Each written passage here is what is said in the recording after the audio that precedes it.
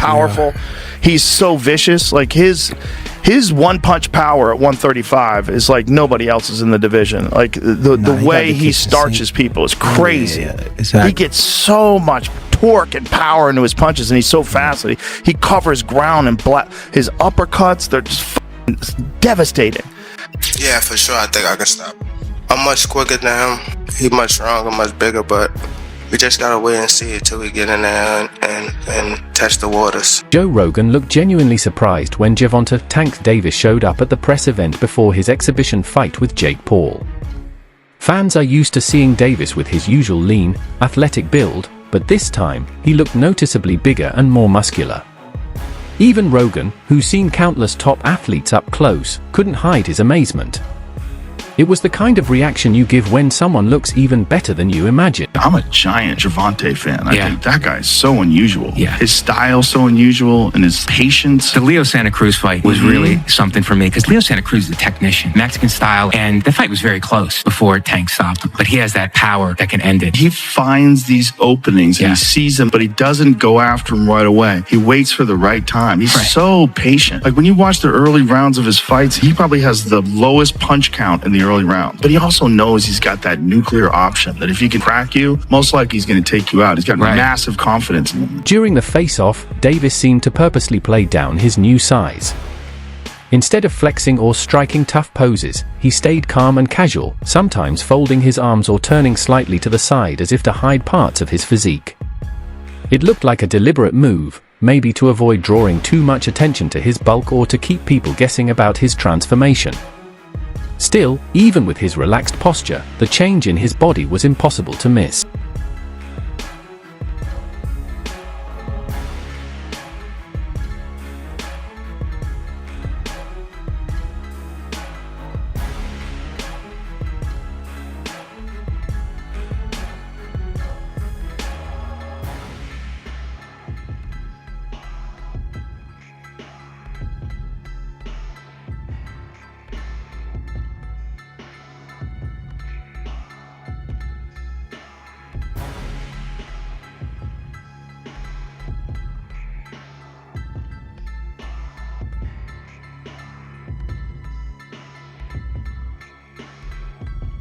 Joe Rogan noted that Jake Paul's approach is driven more by promotion than pure competition.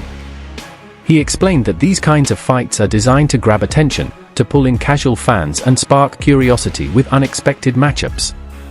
Rogan said the buzz, the betting talk, and the overall hype are less about real sporting value and more about creating headlines. In his view, Jake knows exactly how to stay in the public eye, using boxing as a marketing tool, even when the fights themselves don't fully add up. That was Jake Paul promoting it.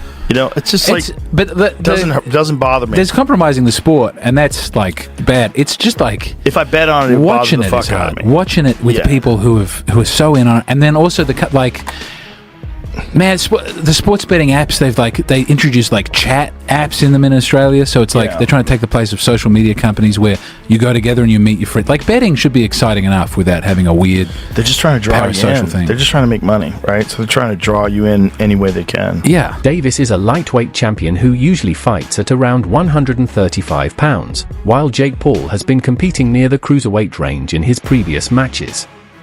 For this exhibition, the two agreed to meet at a catch weight of 195 pounds, a decision that surprised many fans and was only finalized after some negotiation between both sides. We were yelling so much about him fighting someone, fight somebody your size. His next opponent is by far the most credentialed guy ever fought actively in his prime. There's one problem. He fights at 135 pounds. He fights at 135 pounds. Because of the weight difference between the two, this exhibition will follow special rules.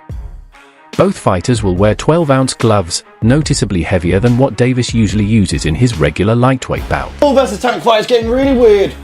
Gervonta looks scared for his life because the rules are out. They're crazy. Oh, so everyone thought that the fight was at 190. It was 190. They said it's at 195, and this weight difference is scaring the life out of little Tank. Over 10 3-minute rounds. I said it was 190. The next dispute comes with the gloves. Little Tank is used to fighting in 8-ounce gloves. Baby glove. This fight will be in 12. Hands might be too small. Oh, so Tank just fought in a 12 3-minute round fight against It's Roach. Yes, and now he's fighting in 10 3-minute rounds, which isn't too bad. Well done, Jake. Exhibition though, can he win? Yes, he can actually win. It will be overlooked by 3 sanctioned judges. So he can actually still win and knock him out. But here's the trick. It's body punches only. And there's a reason. That's because Tank said, look, this is a bit unfair. I don't want to punch up. I want to punch at my head height. Where does it fall? At Jake Paul's belly. Oof. So apparently we've heard there's no knockdown rules, but aside from that, it's a pretty well-rounded fight. Oh yeah, and there's some drug testing involved. But Jake Paul for the win. Davis's trainer, Calvin Ford, has expressed concern about the change.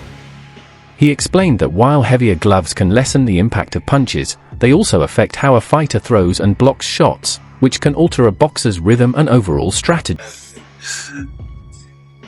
The gloves. You understand what I'm saying? Because we don't fight in 12-ounce gloves. We don't use 12-ounce gloves. That's training gloves, you know what I'm saying? I'm like, that's 2 pounds away from Jake. He fights in 10s. Tank fighting 8s. So he losing 4 ounces. So my thing is, I said, they said, put Tank at 8s, put him in 10s. That makes the fight more interesting. You know what I'm saying? And we'll go from there because I understand. And I brought that question up to one of his hounders. They was, no, we don't want to do no mixed match. It's supposed to be an expedition. Why does it matter? What, you know, now y'all want the wins and the loss. You know what I'm saying? All these prescriptions, but you want to be great. Being great is really pushing the envelope. You know what I'm saying? You know, Tank don't really care, you know. So when I brought this up, he said, dang, facts. You know what I'm saying? So, again, you know, he can weigh the 10s and we weigh the 8s.